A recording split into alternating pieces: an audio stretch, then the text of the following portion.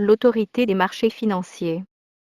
L'Autorité des marchés financiers, AMF, est une institution financière et une autorité publique française indépendante créée en 2003, dotée de la personnalité morale et disposant d'une autonomie financière, qui a pour mission de veiller à la protection de l'épargne investie dans les instruments financiers, à l'information des investisseurs, au bon fonctionnement des marchés d'instruments financiers.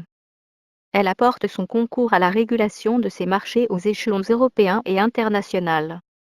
L'Autorité des marchés financiers, AMF, créée par la loi n° 2003-706 de sécurité financière du 1er août 2003, est issue de la fusion du Conseil des marchés financiers, CMF, de la Commission des opérations de bourse, COB, et du Conseil de discipline de la gestion financière, CDGF, 1. Ce rapprochement a pour objectif de renforcer l'efficacité et la visibilité de la régulation de la place financière française.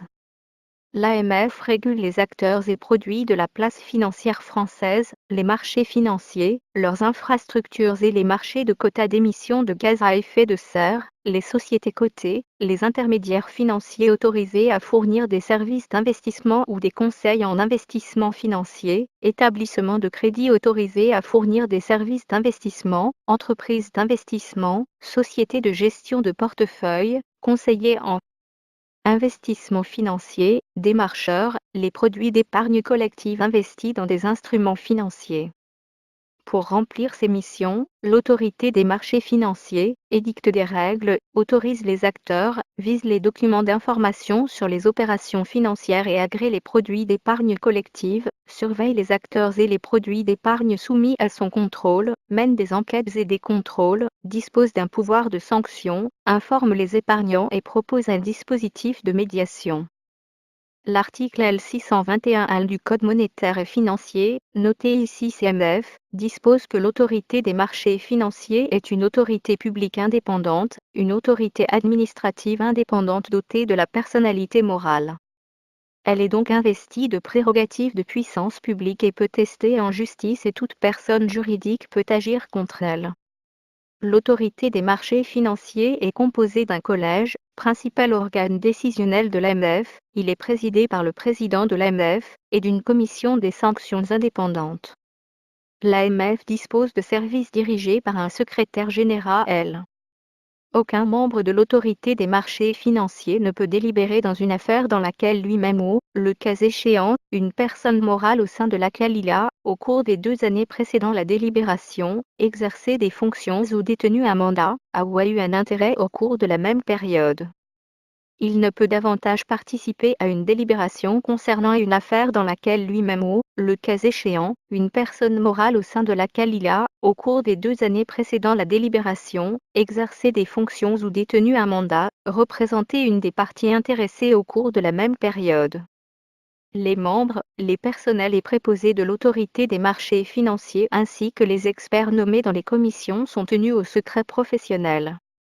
Ce secret n'est pas opposable à l'autorité judiciaire agissant dans le cadre soit d'une procédure pénale, soit d'une procédure de liquidation judiciaire. Le président est nommé par décret du président de la République pour un mandat de 5 ans, non renouvelable. Le président de l'Autorité des marchés financiers prend les mesures appropriées pour assurer le respect des obligations et interdictions résultant des incompatibilités de fonctions. Michel Prada est le premier président de 2003 au 15 décembre 2008, date à laquelle lui succède Jean-Pierre Jouyet. Sous la présidence de ce dernier, la loi de régulation bancaire et financière est promulguée.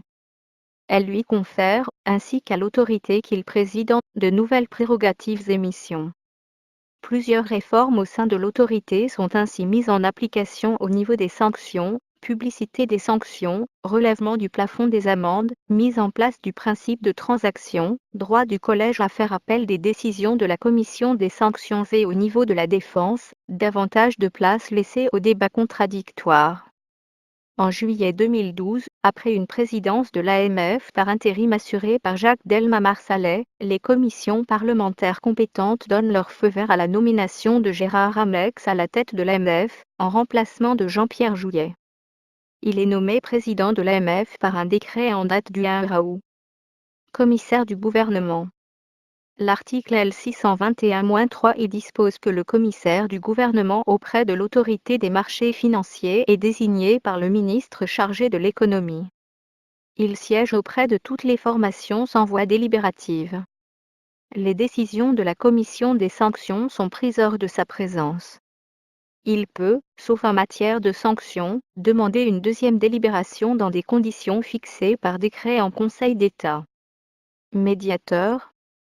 Ce service, confié à un conseiller juridique, est à l'identique le service de médiation de la COB, dont le premier médiateur a été Marie-Claude Robert.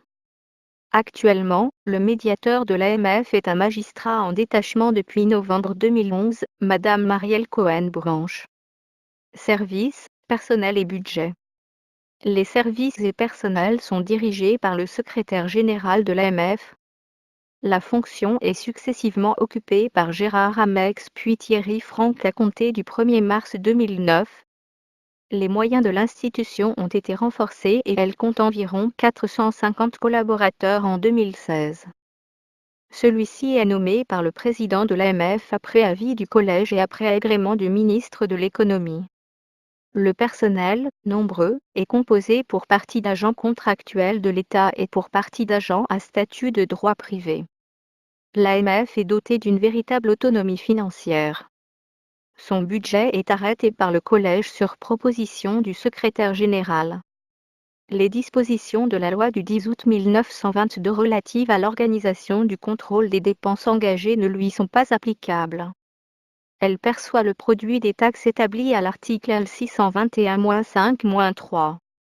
Un décret en Conseil d'État fixe le régime indemnitaire de ses membres, son régime comptable et les modalités d'application.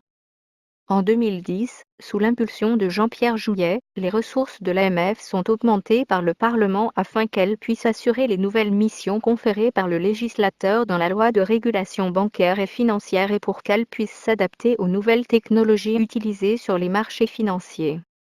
Les biens immobiliers appartenant à l'autorité des marchés financiers sont soumis aux dispositions du Code général de la propriété des personnes publiques applicables aux établissements publics de l'État. Conseil scientifique. Afin d'élargir son dispositif d'études et de veille stratégique, l'autorité des marchés financiers s'est dotée d'un conseil scientifique composé de personnalités reconnues du monde académique et financier. Formation. La réforme des autorités financières, aboutissant à l'AMF, a été une réalisation quelque peu artificielle. En effet, au sein de cette autorité unique, il y a plusieurs formations presque autonomes, directement inspirées de la COB, du CMF et du CDGF. Elles prennent la forme d'autorités administratives aux attributions à la fois propres et partagées. Les membres de ces formations sont également soumis à un statut rigoureux, d'incompatibilité avec certaines professions, secrets professionnels etc. Leur mandat est également de 5 ans renouvelable une fois. Les formations de l'AMF sont le collège et la commission des sanctions. Fonctionnement et relations des formations. Les décisions de chaque formation de l'autorité des marchés financiers sont prises à la majorité des voix. En cas de partage égal des voix, sauf en matière de sanctions, la voix du président est prépondérante. En cas d'urgence constatée par son président, le collège peut, sauf en matière de sanctions, statuer par voie de consultation écrite. Un décret en Conseil d'État fixe les règles applicables à la procédure et aux délibérations des formations de l'autorité des marchés financiers.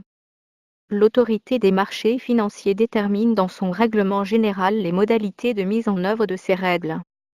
En matière de sanctions, une décision de la COB a été annulée par la Cour d'appel de Paris en mars 2000 pour non-respect de l'article 6 de la CED.